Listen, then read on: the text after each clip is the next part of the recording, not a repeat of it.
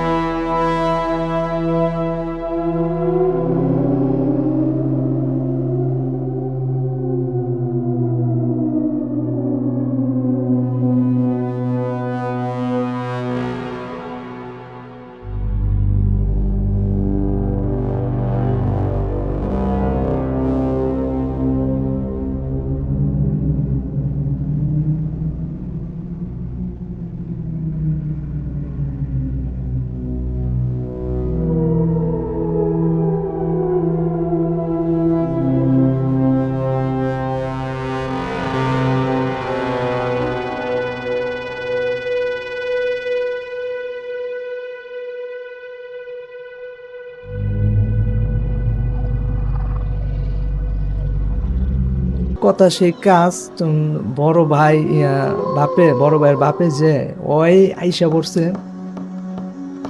আসার পরে মাছগুলা যেখানে রাখছে কই দেখি এবার মাছ কি হয়। মাছ রাইখা ডেকটা নিয়ে থুইছে, ওদের কিন্তু লক্ষ্য ছিল ডেগের মধ্যে দেখে কি হয় মাছ। তো 5 মিনিটের মতন হয়ে গেছে, কিছুই হয় না।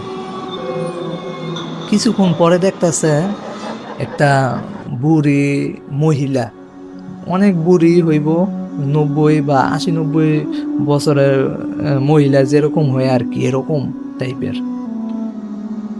তো ওরা দেখার পরে মনে করছে এই বুড়ি মনে হয় মাছ চুরি করে নিয়ে যাইতেছে। ওরা দৌড়াইয়া যাইতাছে, বুড়িরে আটকাইতো আর কি। মনে করেন বুড়িরে মারতো বলতে আটকাইতো যাইতাছে। যাওয়ার পরে কিছুটা যাওয়ার পরে কয়ে বুড়ির ঘরে বুড়ি, তুই মাছগুলা চুরি করে নিয়ে আজকে, হ্যাঁ? এইটা কওয়ার পরে মহিলাটা যেভাবে ওদের দিকে তাকাইছে, এইটা ভাই যদি আপনারা দেখতে পারতেন তাহলে ভাই কি বলতাম আমিও। উনি যেভাবে বলছে আর কি, আমি ওইভাবে বলার চেষ্টাই করতেছি। উনি তখন অনেক ভয় পেয়ে গেছে, ভয় পায়া পারে না এই জায়গায় অজ্ঞান হয়ে পড়া জায়গা। বুড়ি চেহারা এরকম বাজে ছিল, দেখার মতন না। তো এটা দেখার পরে উনি সামনে আগাইছে, আগানোর পরে সাহস করে আগাইছে। আর ছোট যে ভাতিজা ছিল ওই তো কান্না শুরু করে দিছে। গেছে পরে মনে করছে তার চাচাই তো বুঝতে পারছে ওই এইটাতে একটা পেতনি বা যাই বলে আর কি, জিন। পেতনি বলতে তো কিছু নাই, জিন আর কি। তো মাছ খায় হয় অনেক গিয়া ওই চাচা সাহস কইরা বলতাছে, কিরে আপনি আমাদের এত কষ্ট করে ধরা মাছগুলা কিসের জন্য নিয়া নিয়া খাইতেছেন চুরি কইরা? কি কেমন কলজা হইলে এরকম প্রশ্ন করতে পারে জিনেরে বা ভূতেরে? এটা ভূত বা জিন যাই হোক, ভূত তো কিছু নাই, জিনই হইব। তারে এরকম একটা প্রশ্ন করতে পারে? কি বলবো, বলার ভাষা হারাই ফেলছে। যখন উত্তর দিছে ভূতে, ভূত আর জিন যাই হোক, আমি ভূত বলে সম্বোধন করি, যেভাবে উত্তর দিল বলার মতন না। কে তোরা মানুষ, তগ ফ্যাট আছে, আমার কি ফ্যাট নাই রে, আমি ভূত দেখিয়া? এইভাবে একটা কথা বলছে। এভাবে কিভাবে জানি বলছে কথাটা, উনি ভালোভাবে বলতে পারে না, মন নাই আর কি কিভাবে যে কথাটা বলছে ওনাকে। বলার পরে উনিও সাহস করে গেছে, আমার মাছ দিমু না, আমি অনেক কষ্ট করে ধরছি, আমি মাছ দিমু না। এই মহিলা তো কয় মাছ নিয়ে ছাড় দিন, কয় দেখ তুই কি করতে পারস। আর চাচাই চাচাই এরকম এক মানুষ, গাড়া মানুষ আর কি। উনিও ভূতেরা বা জিনেরা বলতাছে, আমি বাচ্চা থাকতে আমার সামনেতে কিভাবে আমনে মাছ নেন আমিও দেখব। এইটা বলার পরে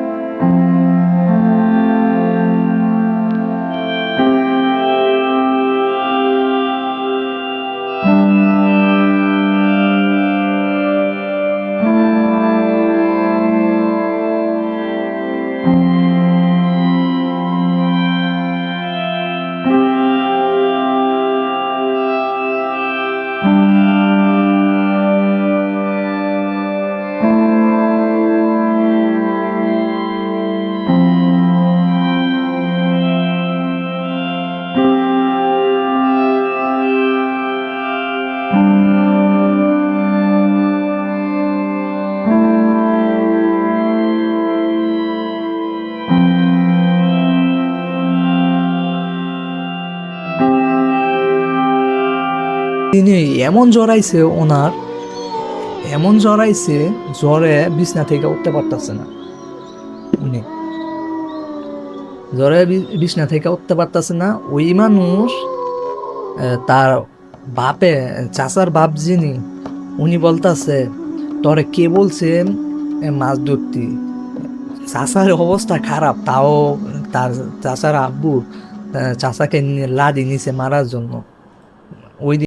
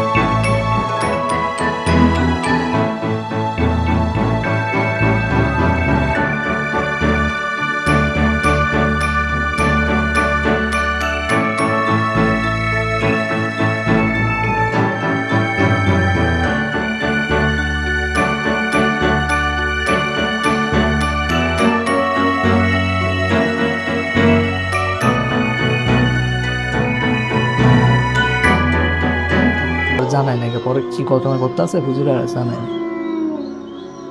পরে গিয়া আবার মনে করেন ওর কি জানি বলে, বাসায় চলে গেছে। বাসায় চললে রাত্রে যখন রাত 12টা বাজে গেছে, তখন আবার ডাকতেছে ওরে, কিরে মাছ ধরতে যাবি? আয়, মাছ ধরে গিয়া দুইজনে মিললা ভর্তা বানায় খামু, ভর্তা বানায় খামু মাছ ধইরা ধইরা। আয় তাড়াতাড়ি আয়। আরে বেটা সব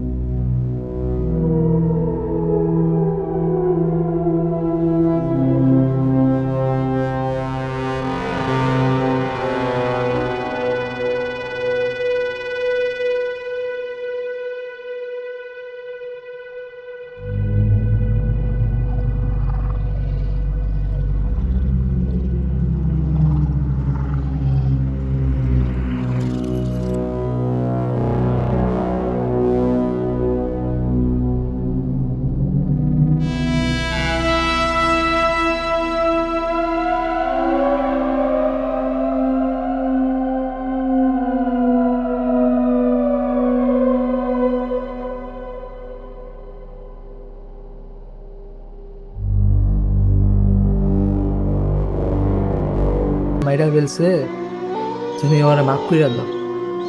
ওই বলতাছে, ওর মুখ থেকে বলতাছে, না ওরে মাফ করা যাইবো না, ওরে আমি বলছিলাম, আমি ওরে বলছিলাম আমার লগে না লাগতো, ওই আমার লগে লাগছে, কয় বাঁচলে বাঁচবো, না বাঁচলে নাই, তাও আমারে মারছে।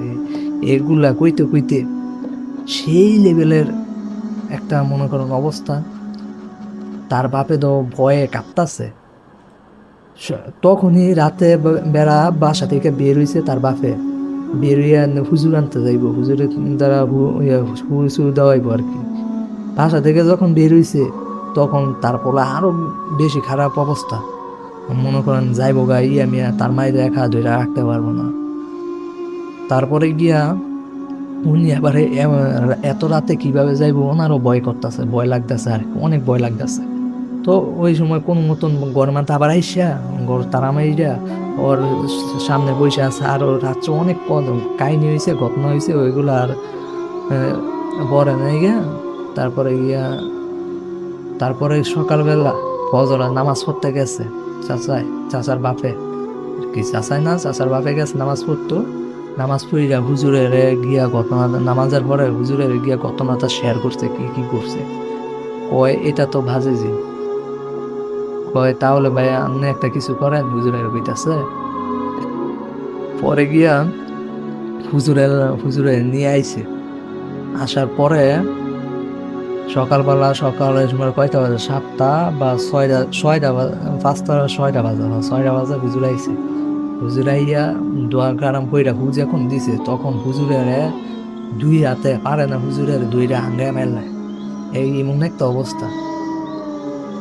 হুজুরে যখন আঙ্গায় ধরে মাইরা লাগে হুজুরে, তখন আবার সাথে আরো অনেক মানুষ নিয়েছিল, ওরা ওরে চাচারে ধরছে আর কি।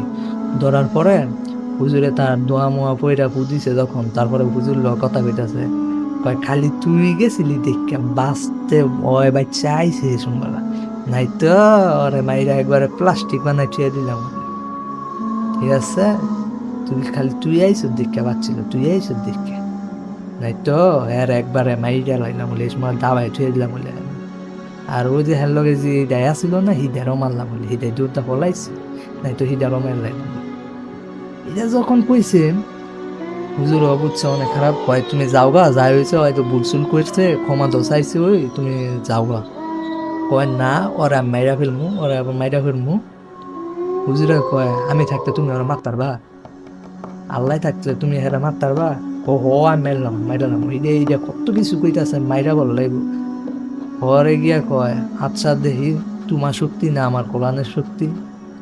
এইটা কইয়া যখন মনে করেন হুজুরে দোয়া কারাম ফইরা ফু দেওয়া শুরু করছে, তাও মনে করেন হ্যাঁ যাইতো চাইতো না, চায় না, কিন্তু কয় হ্যাঁ, হ্যাঁ কাছে অনেক কষ্ট লাগতেছে আর কি শয়তানের।